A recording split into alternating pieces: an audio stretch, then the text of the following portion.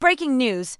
Prince William just walked out on Keir Starmer in the middle of an important government meeting. And what he said as he left has started the biggest government crisis Britain has seen in 50 years. Within hours, London became very angry. Thousands of people flooded Westminster, and the words William spoke before slamming that door could end Starmer's career by Friday. If you want to see how this government meltdown ends, hit subscribe right now because what I'm about to tell you will shock you completely. Here's what caused the explosion that's tearing Britain apart. 3 days ago, Keir Starmer called Prince William to Downing Street for what was supposed to be a normal meeting about Commonwealth relations. His words were direct, almost businesslike. We need the royal family to update its messages on immigration and diversity. But William wasn't agreeing with any of it. The Prince of Wales did something nobody expected. He stood up while Starmer was still talking, looked Starmer in the eye and walked straight out. The door slammed so hard that helpers in the hallway jumped. Security guards standing outside the room later told co-workers they'd never seen such a dramatic exit in 20 years of working at Downing Street. His exact words were chilling, and witnesses say they'll never forget them. "I serve the British people, Prime Minister, not your political plans. My father warned me about men like you, then he was gone." The response was quick and harsh. Within 90 minutes, the palace released a statement so ice-cold it practically froze screens across Britain. The Prince of Wales had a prior commitment that required his immediate attention. Translation for those who understand royal rules. The future king just publicly embarrassed the Prime Minister, according to senior palace workers who spoke without giving their names. William was shaking with anger as he got into his car. One helper described him as angrier than they'd seen since his mother's death. The drive back to Kensington Palace happened in complete silence. William's private secretary reportedly tried to tell him about the next day's schedule and was met with a raised hand, a clear signal that the prince wanted absolute quiet to think about what had just happened. When he arrived at Kensington Palace, William went directly to his private office and spent 3 hours behind closed doors. Staff heard him on the phone with King Charles for over 40 minutes. What was said remains unknown, but palace insiders suggest the king fully supported his son's decision to walk out. But wait, because there's another layer to this fight that makes it even more explosive. Sources inside the room reveal that Starmer didn't just ask for updated messages. He showed William a written statement that the palace would be expected to release, supporting the government's new immigration plan. The document, which palace lawyers are now looking at, supposedly contained language praising the cultural improvement brought by recent arrivals and dismissing concerns about integration as old-fashioned thinking. William read 3 paragraphs before standing up. He didn't raise his voice according to witnesses. He didn't need to. The fury in his eyes said everything. "You want me to read propaganda?" William asked quietly. "You want the future king to lie to the British people?" Starmer apparently tried to interrupt to explain that it was merely suggested language, that nothing was required. But William was already moving toward the door. As he reached for the handle, he turned back one final time. "My grandmother spent 70 years staying above politics. You've just made that impossible." Then came the slam heard across Westminster. The sound echoed through the building. Workers in nearby rooms stopped what they were doing. Everyone knew something terrible had just happened. Meanwhile, British veterans who fought for this country, who gave up limbs and mental health for the Union Jack, are being told there's no money for proper health care. James Patterson, a 72-year-old Falklands veteran from Portsmouth, waited 11 months for a hip replacement while sleeping on his daughter's couch. He can barely walk.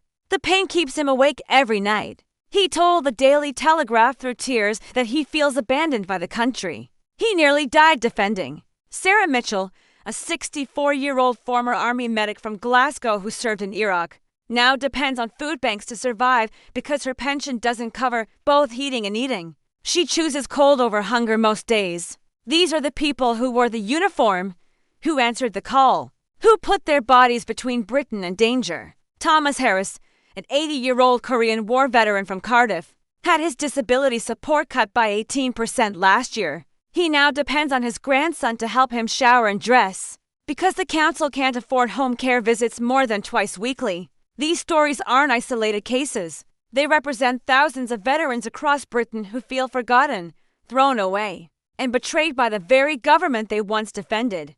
while men like James suffer in silence and women like Sarah freeze in their apartments.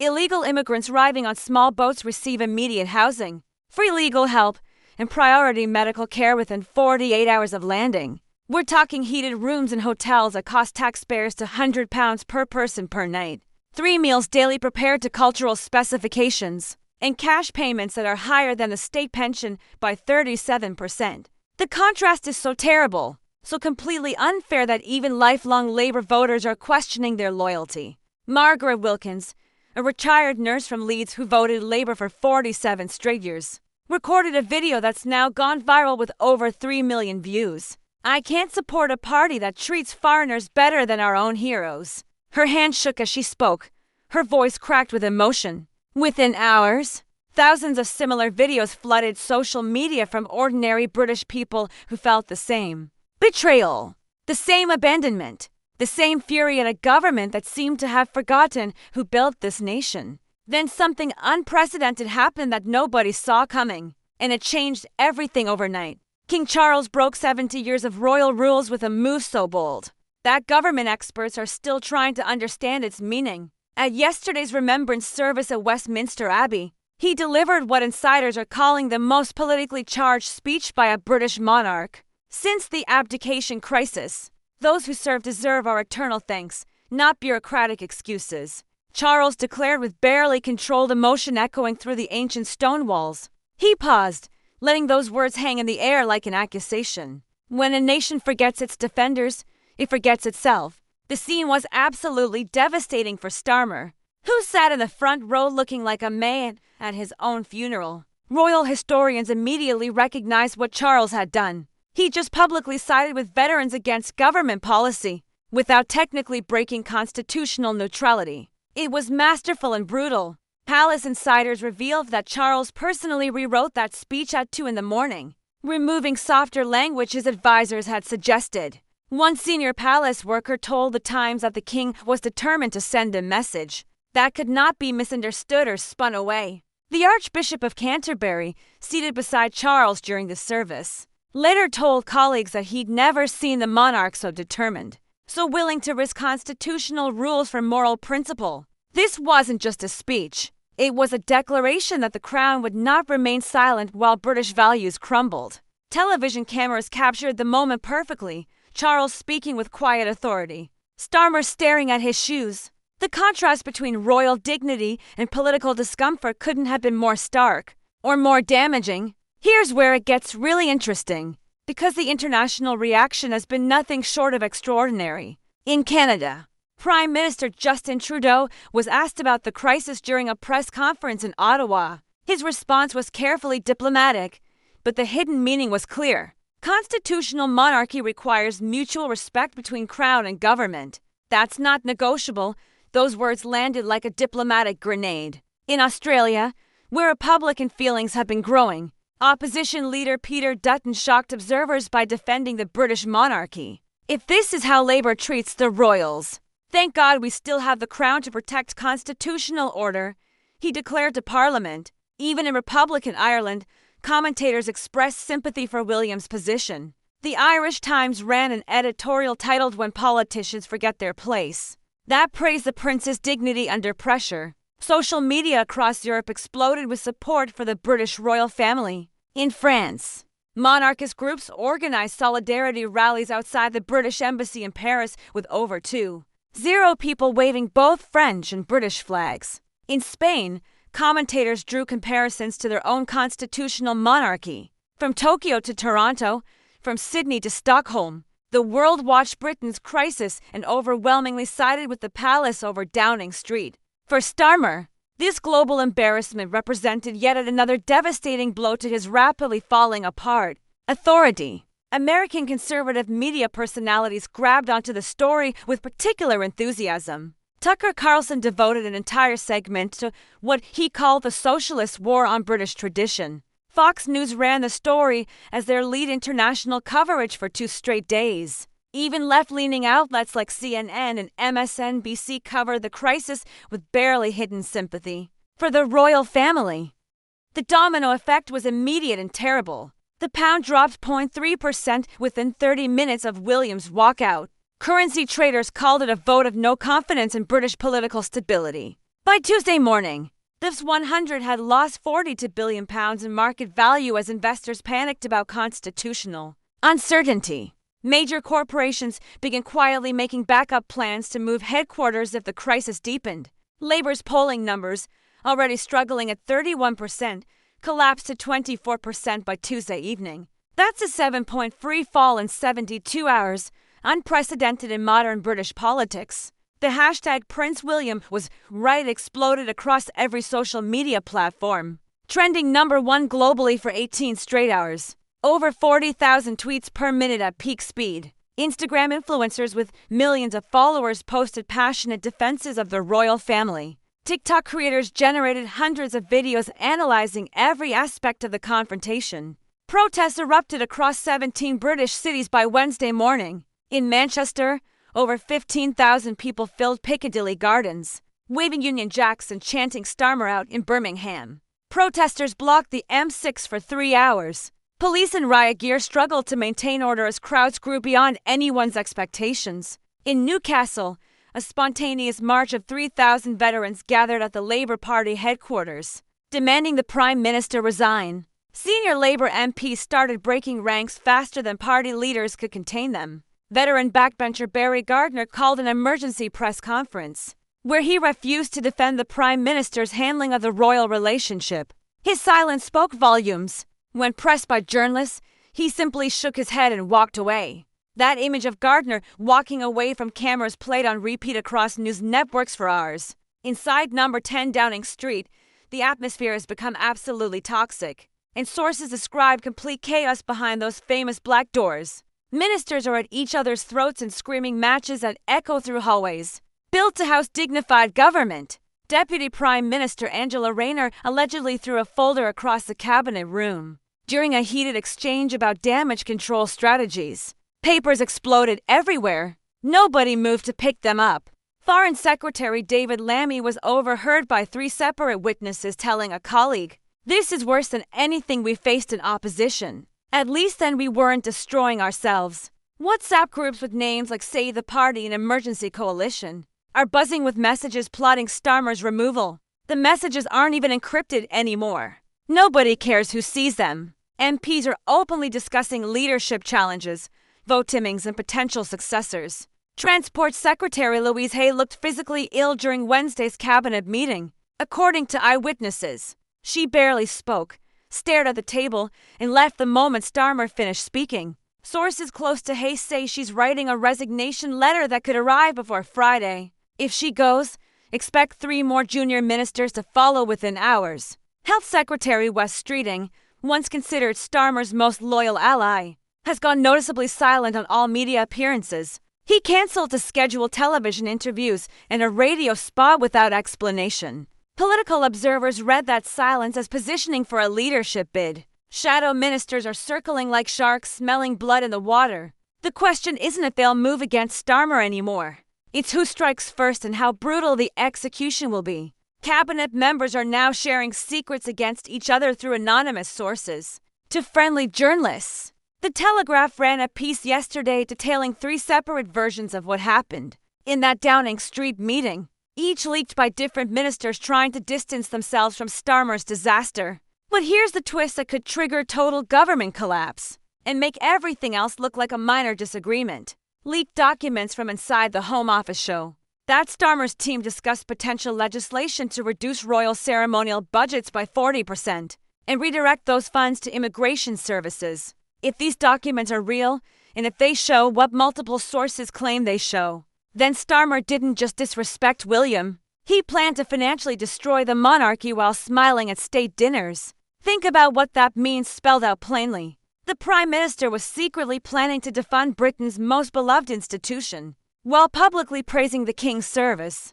The hypocrisy would be absolutely staggering. The betrayal would be unforgivable. The appearance of that revelation hitting newspapers would be devastating beyond recovery. Constitutional lawyers are already warning that such legislation might trigger royal special powers that haven't been used since the 17th century. Could the King actually dissolve Parliament if threatened? History suggests he has that nuclear option sitting unused in Britain's constitutional arsenal. Professor Helena Thornberry of Cambridge University told the BBC that if the government moved to defund the monarchy, Charles would have legitimate grounds to invoke emergency powers.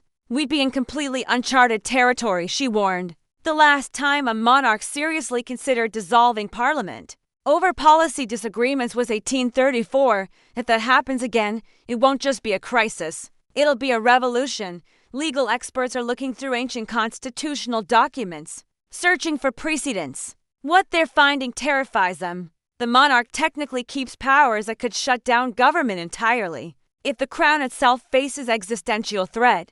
Meanwhile, Rishi Sunak is positioning himself like a chess grandmaster who sees checkmate 12 moves ahead. While Starmer struggles and Labour implodes, Sunak appeared at a veterans' charity event in Southampton, radiating quiet competence and traditional conservative values. Britain's greatness was built by those who served, not those who lecture, he said to thunderous applause that lasted 47 seconds. He didn't mention Starmer by name because he didn't need to. Everyone knew exactly who he meant.